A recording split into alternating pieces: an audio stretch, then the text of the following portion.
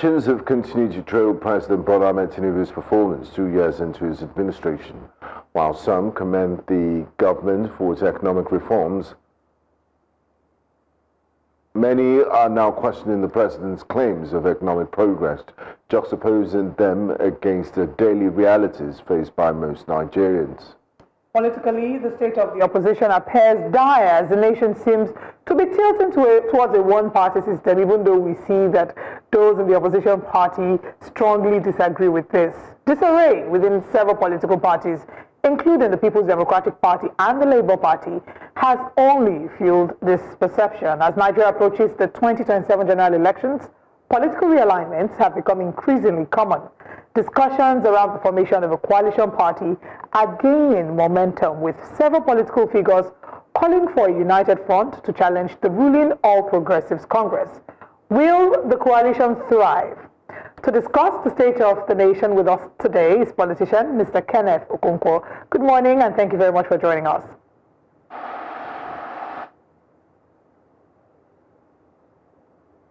Morning, viewers, for joining us. Good morning. Good morning. To kickstart the conversation, let's get your general thoughts and assessments about President Tinubu's 2 years in office. How would you judge the time in office? Yesterday we had a representative from the presidency who spoke to the fact that there are so many policies that he's put in place to ensure improved conditions, and he did state that things are starting to look up in Nigeria, and that in the next 2 years we'll see a solidifying of all the positive policies that President Tinubu has put in place.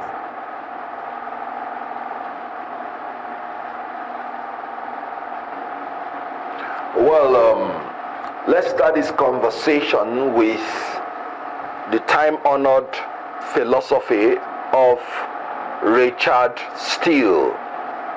Richard Steele said, so when you want to commend someone, add reasons why you're doing so. Because this is what distinguishes the approbation of a man of sense from the flattery of sycophants and admiration of fools. There's no way anybody will be praising this government without appearing like a fool. When they came in, Tinubu in inauguration ground said fuel subsidy is gone. And then, when he was saying that, there was no cabinet in place. Fuel price rose from 195 naira to 617 naira in one swoop.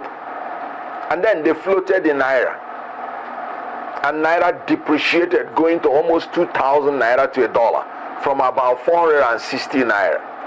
And the only defense they have is be patient. Nigerians became hungry. His own people started shouting, "Ebin power," and their response: be patient. Be patient first 100 days. Be patient 6 months. Be patient 1 year. Be patient 2 years. Half of the journey. And they are still asking people to be patient. Are you praising this government? You are doing it on the blood and the graves of people in Benue State that are being massacred every day. As I talk to you, people are dying in Benue State, not because they committed any crime, but because Tinubu is their president that could not defend them.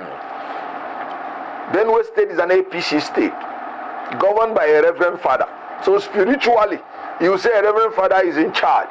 Politically, you say they are a member of Tinubu's party. And yet, they are dying every day from terrorists, from killer headsmen, and no end in sight and no solution.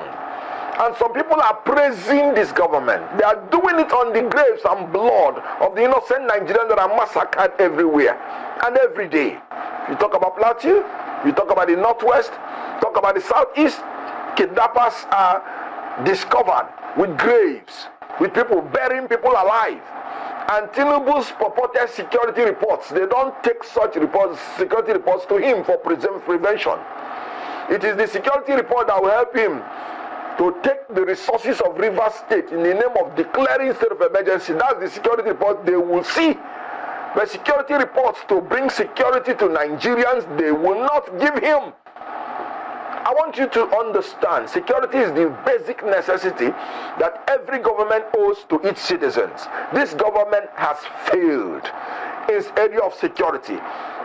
People are scared to travel through the rivers, the sea, because flood will come and sweep them away. Look at what's happening in Niger State. 200 persons just died. And it is not a situation that is not foreseeable. These things happen every day. You know, when people talk about Tinubu's regime and they say, these problems were there before him, I actually realize that the media and the spokespersons are very unintelligent.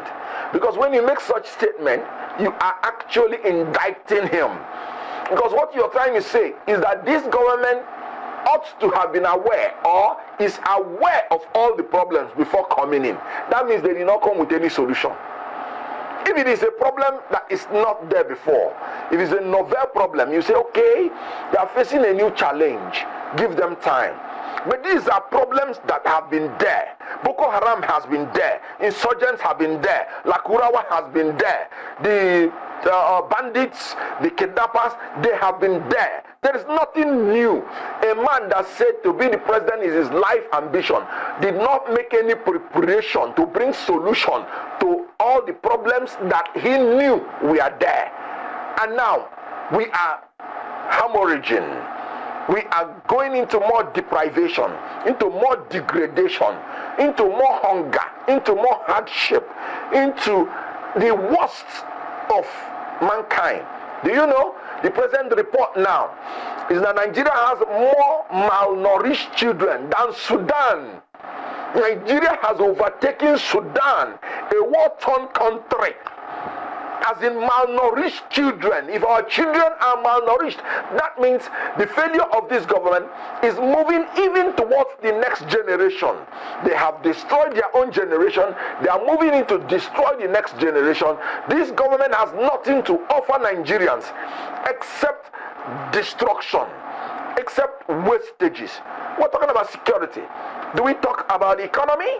This government that removes fuel subsidy, say the reason is because they will be saving $7.2 billion every year, and it will help them to provide infrastructure for the people. It will release money for them to cater for the welfare of the people. What have they catered for? This same government has borrowed Nigeria into bondage more than any other government before it. In December 2024, our debt profile reached 144 trillion naira. This government met only 77 trillion naira as general debt of Nigeria. They are now seeking to borrow $21.5 billion. Jesus. I mean, yesterday, where did these people come from?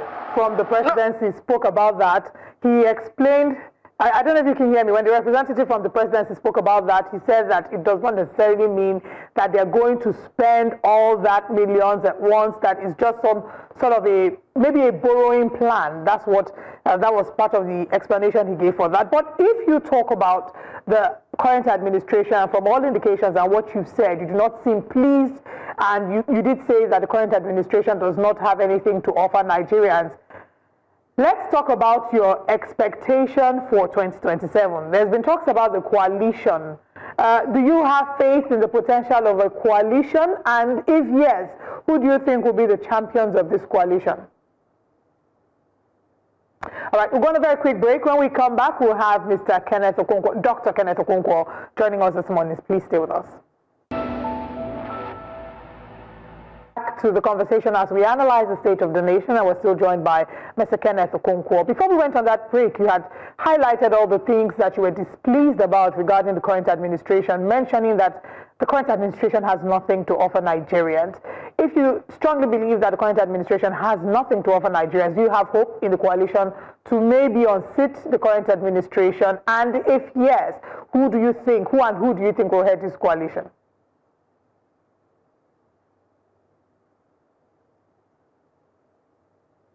Well, coalition is simply an alliance for combined action.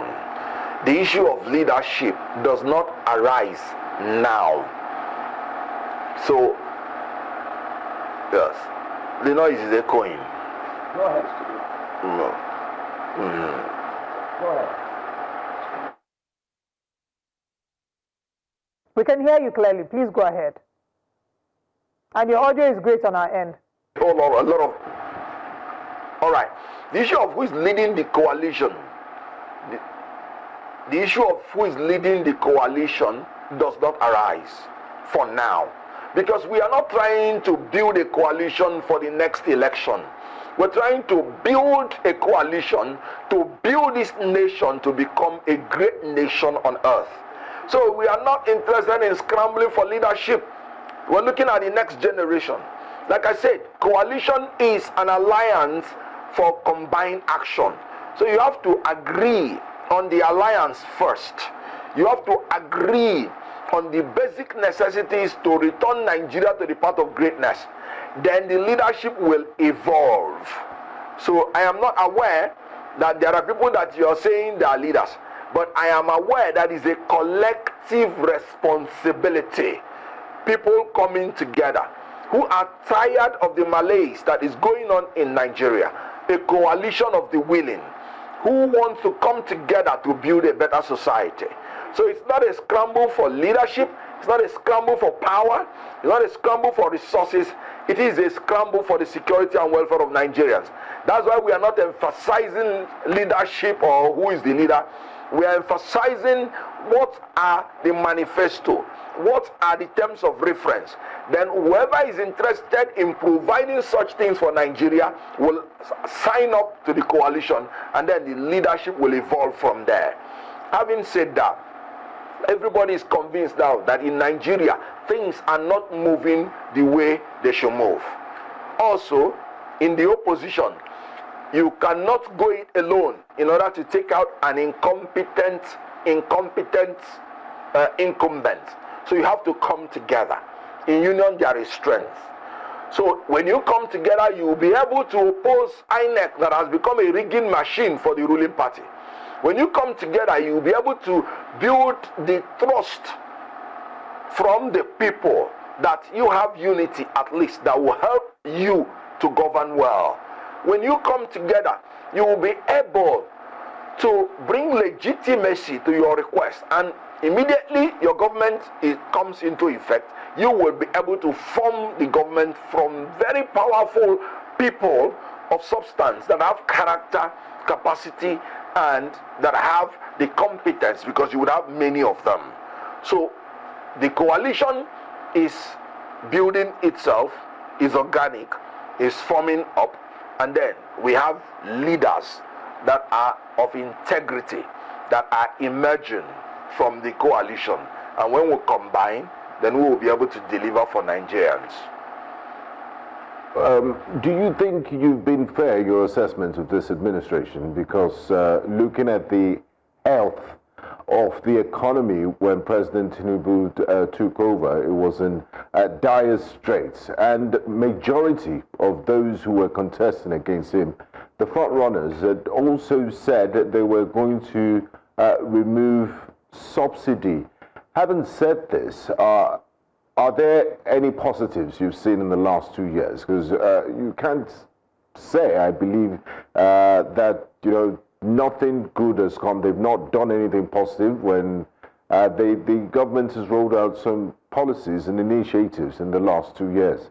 I know it's not your duty to talk about to highlight the positives of the administration, but just being fair.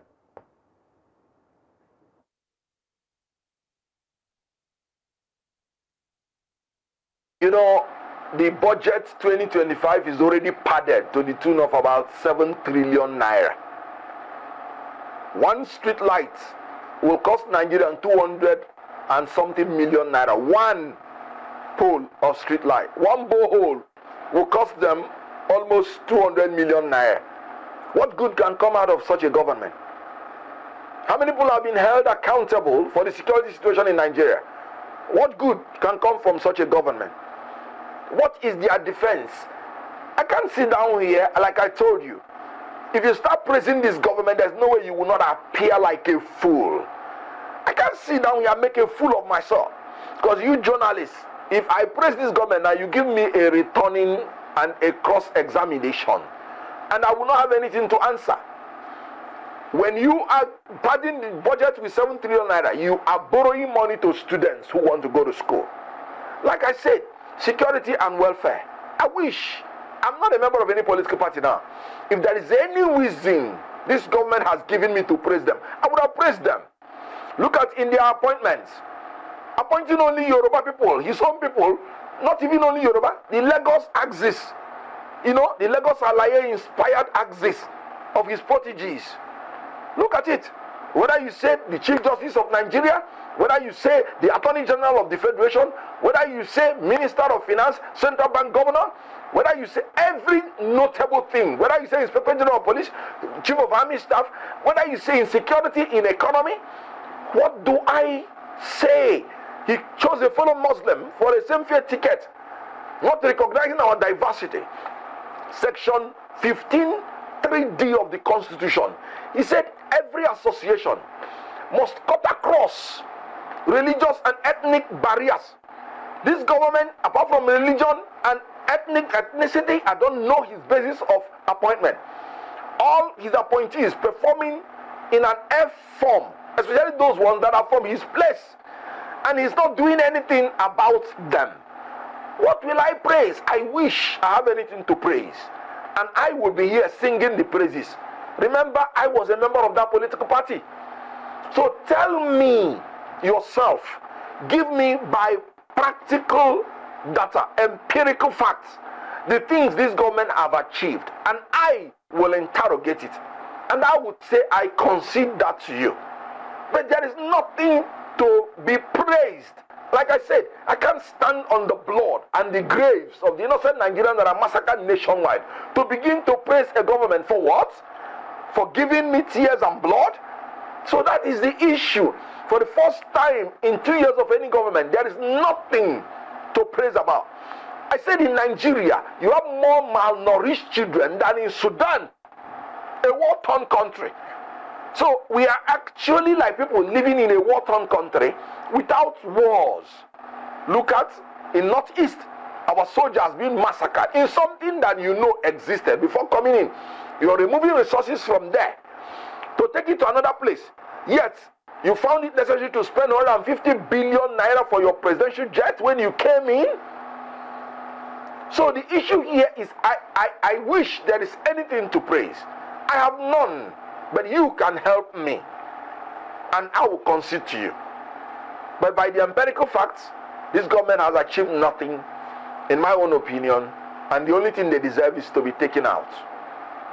Kenneth Okonkwo, I must say that our interest was to look at having a lengthy discussion, not just about the current administration, but also to look at the crisis within the Labour Party, and of course the road to 2027, plus your incisive thoughts on some of the matters affecting the nation, which you have started touching on. But it's unfortunate that we do have a special broadcast that we must move on to. So we want to use this medium to please ask if you can grant us another time so that we can have this interview, this time on the lengthy hour, so that we can really discuss some of the issues concerning Nigeria. But however, if you grant us that time, we'll make it happen ASAP as soon as possible. But we want to say thank you so much, please. And we look forward to hear from you as soon as possible. Thanks for your time.